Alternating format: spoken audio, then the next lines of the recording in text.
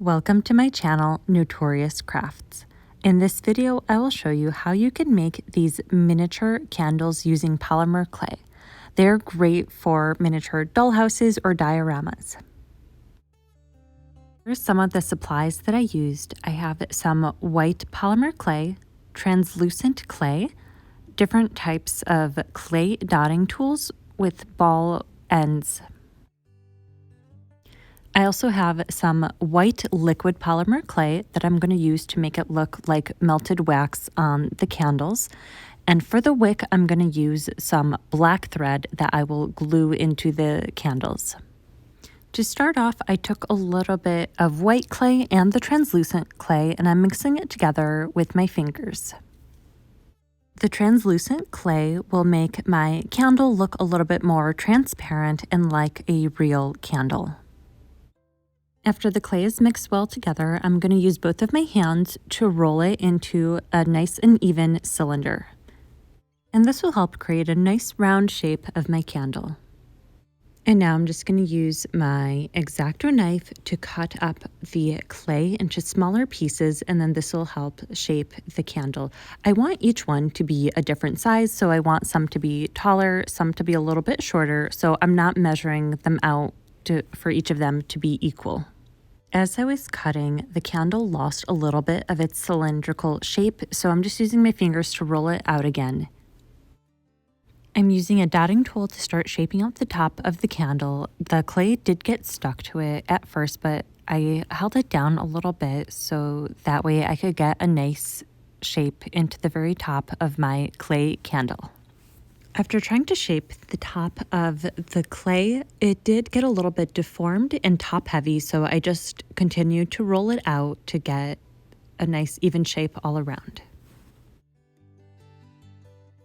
I'm using this tool with a needle point, and I'm going to poke holes into each of the candles, and then that'll give me plenty of room to insert my wick after they bake. And now I'll put them into the oven so that they can bake and harden before I start applying some of the liquid polymer clay. Next, I'm using my white liquid polymer clay to create some melted wax on the side of each of the candles. I'm using a toothpick to start dabbing some of the liquid clay on the side to make it look like melted wax. I will also link the supplies that I'm using down below in the description if you also want to buy the supplies that I am using. When I'm done adding this liquid polymer clay, I will bake it again so that the liquid polymer clay can harden. My candles are out of the oven. I do think that they're not translucent enough, so this time I'm going to make some with a lot more translucent clay and a bit less of the white clay. I guess it all depends on your personal preference. I do want mine to look a little bit more realistic, so I'm going to have a lot more translucent clay and just a little bit of white clay. I did get some dust specks into my clay as I'm working. Sometimes that happens, so I'm just going to remove it using my X-Acto knife. And I'm going to do that just as I am working and any little dust specks get inside.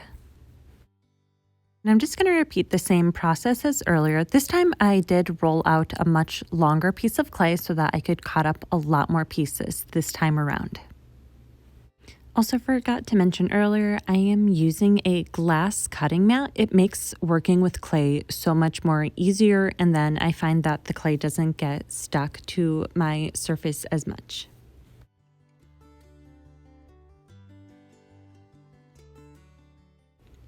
All of my clay candles are fully baked and they're all hardened. So now I'm gonna just grab some black thread and cut it into really small pieces.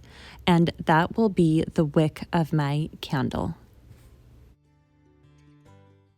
I added some glue to the tip of a toothpick, and I'm just putting it inside of the hole that I made of the candle.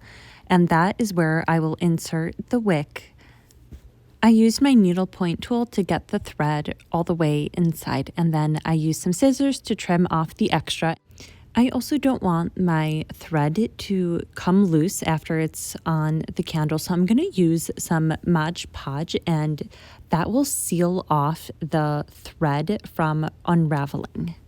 So I'm just grabbing a brush, and I have just a little bit of Mod Podge on there. It's pretty much just glue and water, so that will be a nice seal for the wick.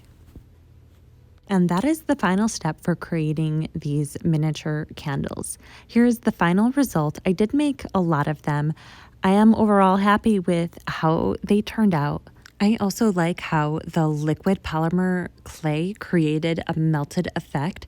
I think that next time I would add a bit more of the liquid polymer clay just so it looks like the wax is really overflowing on the edge of each of the candles.